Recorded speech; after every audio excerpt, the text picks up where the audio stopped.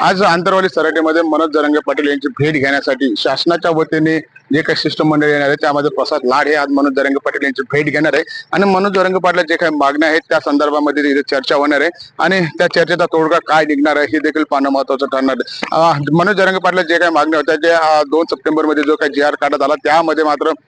Hyderabad गॅजेटसह Bombay gadget आणि Satara gadget लागू करू अशा जे काही त्यांच्या प्रमुख मागण्या होत्या त्याचप्रमाणे आंदोलकावरती जे काही गुन्हे दाखल झालेले आहेत ते गुन्हे देखील मागे घेण्यात यावेत। त्याचप्रमाणे शिंदे समितीला काम करू द्यावे, त्याची मुदतवाढ देण्यात यावे आणि जे काही कुणबी प्रमाणपत्र वाटप करण्यात येत होते ते कुठेतरी थांबलेले आहे, ते काम रखडलेले आहे, ते काम मोठ्या प्रमाणामध्ये आणि प्रगतीपथावर घ्यावे जेणेकरून मराठ्यांना मोठ्या प्रमाणामध्ये ओबीसीचे सर्टिफिकेट भेटावं यासाठी विविध मागण्यासाठी मनोज जरांगे पाटलांना भेटण्यासाठी आज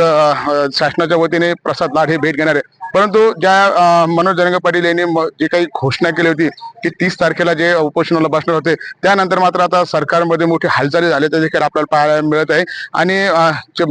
मनोज जरांगे पाटील यांनी चर्चेचा विषय घेतला होता, माझ्याशी चर्चा करण्याचा यावा अशी मागणी केली होती। त्यानंतर मात्र प्रसाद लाड यांनी चर्चेची तयारी दाखवली शासनाच्या वतीने आणि आज ते या ठिकाणी भेटणार आहेत। आज या चर्चेमध्ये काय निष्पन्न होणार आहे हे देखील पाहणं महत्वाचं ठरणार आहे। मनोज जरांगे पाटील यांनी जे काही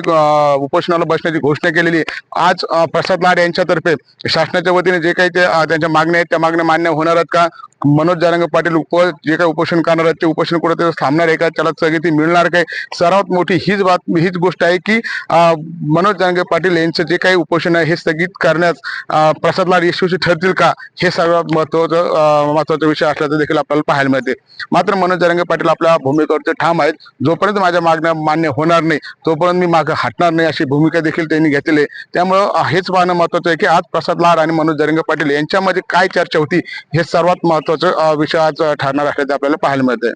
संजय आहेर, LS मराठी, आंतरवाली सराटी।